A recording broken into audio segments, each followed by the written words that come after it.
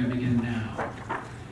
Thank you. So I wanted to start, first off, thank Dr. Talty for moderating it, and of course thank Andy and all those who showed up. Really appreciate it. It's a pretty good show and fun debate. But I just want to introduce you guys, introduce myself to you. My name is Corey Lanier. I'm a junior political science and criminal justice student with a minor in psychology. I've been involved in SGA for 3 years now. Senator, just a senator at large for one of those, and I've served in the executive board for 2 years. And in my time in SGA, I've seen a lot of change on campus. I'm sure as most of you are aware. But I think there's more change to be done. Last year, when I was the governance chairperson, I got the Student Bill of Rights and Responsibilities passed, which was a great thing for the student government, the student body as a whole, as well as the UMass campus. And that was a document that was 5 years stalled. And I came in and made it a priority to get that thing passed, and it happened. And it wasn't just myself, it's work of the entire student government that helped that get passed. And I think that unity is a strong thing in student government. This past year, as the Academic Affairs chairperson, I made it a priority for the libraries on campus. I think it's absolutely deplorable that students have to go home on the weekend because libraries aren't open until after 5 p.m.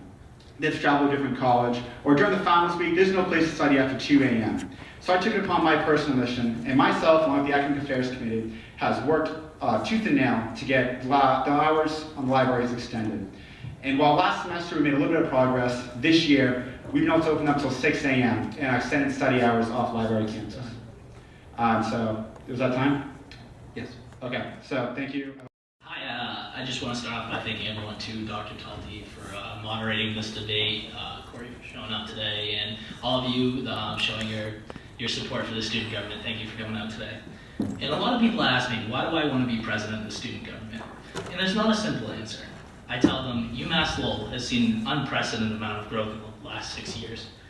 We do not accept complacency.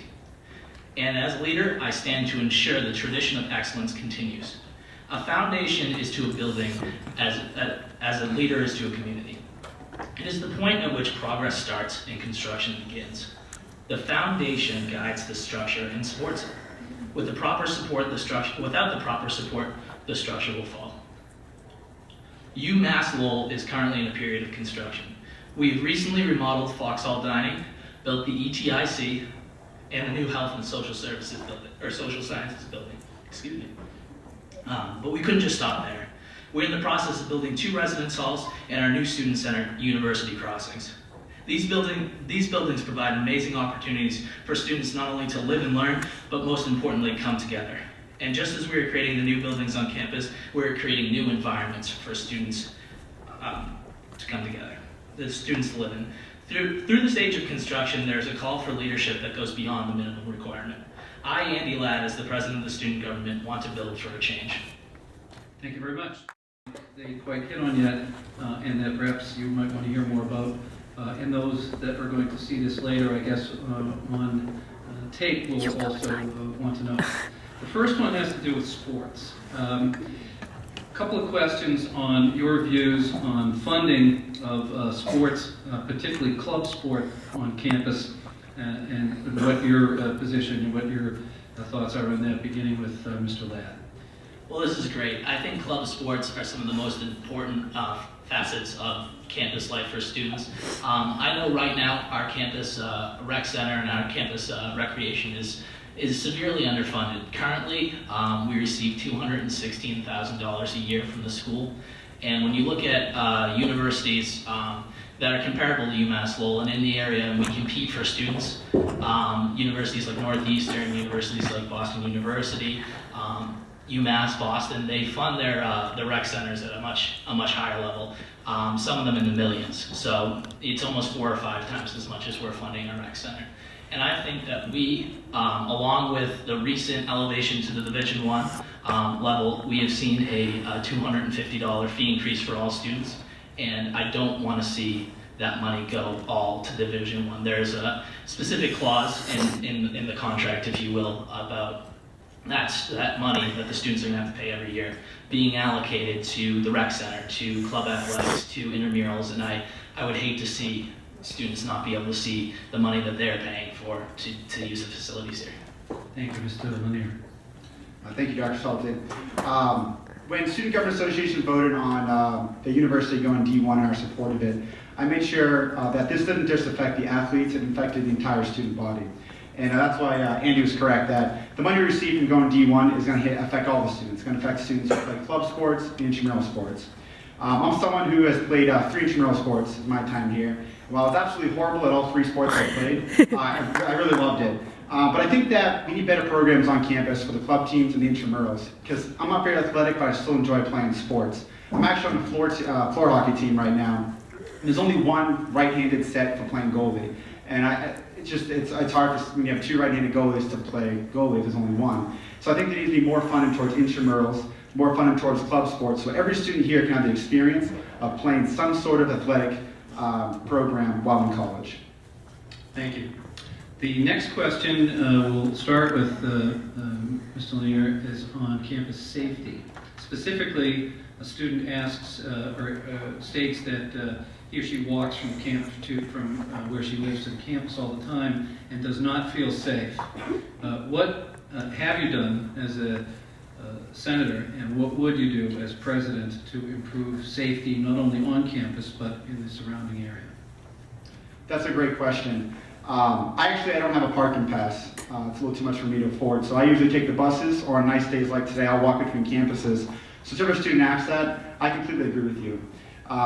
Lowell isn't the best city, it's come a long way, but it can still be a little dangerous walking on those short sidewalks. Trying to cross the street doesn't have adequate crossing signals, and I think that we need to work with the city to get better signals on campus, to get better sidewalks on campus. And luckily, in my time as an SGA senator, I've actually sat on a transportation committee, a few of them. And one of the things we're looking at is sustainable transportation. So we could get better buses on campus that have hybrid technology on them, but also biking to school, walking between campuses. It's all about trying to get UMass Lowell more eco-friendly. And if I'm elected president, I'm going to continue my strive and get it so you feel safe walking between campuses. I'm going to continue advocating for better sidewalks, better street lights, and just better bike lanes around Lowell. Just so that. I think Corey's dead on when he says all those points. We once had this brought up at not the most recent Chancellor's Forum, but the one preceding that. And the Chancellor took it very seriously. A woman at school lived in an off-campus apartment, and the closest bus stop was, I believe, a quarter mile away, and she felt unsafe walking to it every day and walking back from it after studying long hours in the library. And the Chancellor took it upon himself to figure out where she lived and how they could accommodate her better. And I think that just goes to show what type of university we go to, where at the highest level our chancellor really cares about each individual student. And during my time on the SGA, we've worked on an app, a university app, and we want to make sure that I know a few of you receive text messages about school closings, possible robberies, those sort of things, burglaries on campus, and we want to provide an application on a smartphone that'll tell you about all of those sort of things, so you can be able to click on it and look at what sort of crimes have gone on in this area, what crimes may affect me if I'm walking to class. And as president, I will continue to push for that app, and I think it's one of the best ideas we have on the table. Thank you both. The next question is on the subject of community service. In the past, the SGA here at UMass Lowell has done a lot to help the Greater Lowell community in a variety of ways. And the question to you is, what have you done as a senator in that regard in the Greater Lowell area, and what would you do as president? And I think the question goes to Mr. Ladd. Thank you. I actually had an interesting opportunity. My track coach, Barbara Smith, came up to me and introduced the It's All About the Kids program, and they're a program that works tirelessly during the holiday season, trying to get clothing, food, and toys to children that may be without during the holiday season. So she approached me, she gave me some information on them. I loved the program, and I brought it up to the student government, and it could not have gotten a better recognition. All the students were behind it. We wanted to help out in any way we could, and we actually had a Build-A-Bear drive where I believe we built, correct me if I'm wrong, Corey, almost over 200 stuffed bears, and we were able to give it to It's All About the Kids. And that was honestly one of my proudest moments as a senator, is seeing the people that volunteered so hard for that program receive such a large and generous gift from the students here at UMass Lowell and the SGA, and it was great. Mr. Lanier. Thank you, Dr. Talty. I think that student government needs to be more involved in the community of Lowell. I think that we've had too few projects where we've given back to the community. And for those who don't know, I'm involved in a fraternity on campus called Sigma Tau Gamma. And one of the great things of being involved in this fraternity is we do a lot of community service. I've been involved in building fences in Chelmsford, park cleanups in Lowell right around South Campus. We've been involved in shoveling, and I really enjoy it. It's one of my reasons I joined a fraternity. And I think we can bring that to SGA. I think that if I'm elected president, we could go around the city of Lowell, we could shovel out. I know the hockey team, I believe it was last winter, did that one of the off days. They went around, it was a nice photo op. And it's a great opportunity. We should also continue doing drives, such as Andy pointed out, of the helping the kids and whatnot, and do more philanthropy events. Thank you. The next question actually follows on your answer and gives Mr. Ladd an opportunity to comment on Greeks on campus. The question is on Greek life on campus. What plans, if any, do you have for the role of the fraternity and sorority groups on campus, Mr. Ladd? Corey? Yeah. Right, sorry. I would say I'm in support of Greek life on campus. As someone who is involved in a fraternity, I've had a great experience with it. I know plenty of other people involved in different fraternities and sororities have also had a great experience with it. Part of my time as being the senator, I've actually pushed to get a Greek life seat on Senate. We have an athletic seat, we have a commuter seat, we have a resident seat, but no Greek life seat. I think that it was a great stand at the school 2 years ago. Recognized Greek life on campus for the first time in about 20 years. And also my involvement on Greek Council. I'm the judicial delegate for Sigma Tau Gamma. And I've been able to see the good stuff we want to accomplish, such as different events on campus. Adam might be able to talk more about this at some other point, but we're having a Greek Olympics that's going to happen on East Campus. A lot of great events that involve the community. And I think that is only we can only go up with how Greek life is progressing. And all of you should check it out, I guess. Yeah. Now, Mr. Ladd. Thank you. I am so excited that we have recognized Greeks on campus. I think they're a huge part of the community. And I think Corey's entirely right. I think we need to see more Greek involvement in student government. And you guys, vacancy packets are due the 15th. So, if you can, put them in, join student government. We'd love to have you on there. I'd like to see more connection with the Greek Council. I'd like to get to know the guys on the Greek Council a lot better than I do right now. I think that Greeks are great in the amount of community service that they put on every year. And I think they're a positive representation of life at UMass Lowell, and I'd like to see them be a more prominent figure in the community.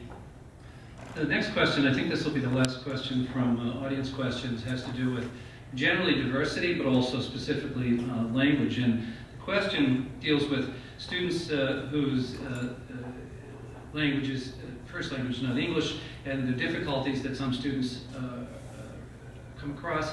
Also, the university is committed to expanding the population of international students. So I guess the question goes to how would you have any ideas or proposals as to how to make life better for the students who perhaps are coming from different cultures to UMass Lowell? And I think that goes to Mr. Ladd first, am I right?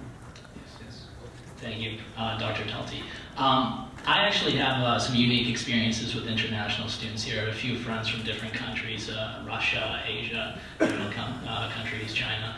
But I think what they all really say is that they'd like to really immerse themselves entirely in the community, and they'd like to see how well they can get involved in it. And I think what's important is providing them with a community of non-native people, and then also a community of native people native to America. So you want to make sure that they are provided an opportunity to not only interact with students that may not be from this country, but also students within our country itself. This past year, in the Academic Affairs Committee, an issue was actually brought up involving the ESL program, which is English as a Second Language, in that not every student who wanted to get into an ESL class could actually get into it. And I found that disturbing. And actually, one of the committee members, I made her in charge of that, and I kept up on it. And I think that to progress even forward, ESL should be attainable for every student who actually wants it. And that I see it being housed in the Centers for Learning Department, which has housed a lot of tutoring programs. It's housed academic advising programs. And for the future, if I'm elected president, I'm going to continue working on that issue and get an ESL available for any student and every student who actually wants it. Did you both get that? Yes. A little bit ahead here. That's because that is our last question from the audience. We did ask ahead of time, and both candidates agreed to ask a question of each other, which is something that we sometimes do. So with that, I believe, Mr. Lanier, you have a question for Mr. Ladd. I do. Thank you, Dr. Talty. Andy, a year ago, I ran for vice president. Unfortunately, I lost it. But what happened the next month, there was a lot of confusion regarding the Constitution, regarding if certain vote needed majority or 2/3. There was a lot of issues that were unresolved, and it caused a lot of tension within SGA. To solve this issue, one of the first things that I did was motion for a constitutional review committee. And that committee met about once a week from October up until just a few weeks ago. And this committee created a brand new constitution that's really going to affect the way SGA is moved forward for future years. My question to you is, Andy, is you're running for president, but I didn't see you at a single one of those meetings. How do you expect to lead SGA if you have no idea how the Constitution is going to work? Well, first off, I'd like to start by saying I apologize. I had practice during that time and I could not make it. And I believe I did talk to you about potentially moving the constitutional review to a more accommodating time for students. I felt that Friday may be a little hectic for some. But we did sit down once and talk about the judicial review system that you were trying to create, some sort of a judiciary within the Constitution. And I really liked that idea. I felt that it really had a place in our student government because I feel that right now there's a lot of unresolved issues determining 2/3 votes and things like that. And I think it's a great idea, and I really appreciate what you guys are doing. And I'm willing to sit down and talk to you and do as much research as we can about it in ways that we can better student government. I think it's always important. Very good. Mr. Ladd, a question for Mr. Lanier. Corey, as you've obviously experienced this year, we've had a lot of conflicts, and you made reference to them earlier, in student government. And I want to know, what can we do to make senators feel more comfortable within student government? I've had individual senators approach me and talk about how they felt that there was a lot of conflict between certain groups, and what can we do to really make our student government more of a coalition force that works to better the students rather than to attack each other? It's a great question. I completely agree. This past year is definitely one of the worst SGAs, just collaboration-wise and unity-wise, that I've seen in recent times. If I'm elected president, I think that the main thing we need to work on is dialogue. It's just having an open conversation. It's something that hasn't really been going on the past year. People have problems with other people, other senators. They just hold it in, or they talk to other people, and now you know 2 parties are starting, 3 parties are starting, and none of them are having open dialogue between each other. And if I'm elected president, one of the first things I want to do is to foster that kind of open environment where we can share ideas, we can, as negative or as positive they may be, because the fact is that we're all elected by the student body to do a job, and that job is to represent you to the administration and to the board of UMass Lowell. And there's no room for holding back statements. There's only room for positive growth and collaboration. Thank you. We're going to go to closing statements at this point. I think I'm going to exercise moderator's discretion here and give you 2 minutes, since I ended up having to just about cut you both off in the openings of 1 minute. So you don't need to use the 2 minutes, but we'll go 2 minutes, beginning with Mr. Ladd. Thank you, Dr. Conti. This campaign to be president is not being waged because I like the idea of having a prestigious title.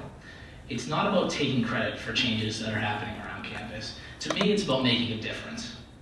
The president is a foundation upon which good ideas are built. I do not want to claim responsibility for student government successes. Rather, I want to build and guide students to better themselves in the university. The buildings being built on campus are symbolic of the change here at UMass Lowell. Students are proud to be Riverhawks, and we are now soaring higher than ever. But that is the great part about UMass Lowell. Our work is never finished. As president, I want to continue to change the culture here on campus. Lao Tzu, the famous Chinese philosopher, once said, "A leader is best when people barely know it exists. When his work is done, his aim fulfilled, and they will say, we did it ourselves." Please hold your applause until the end. Mr. Lanier, you have 2 minutes. Thank you, Dr. Talty.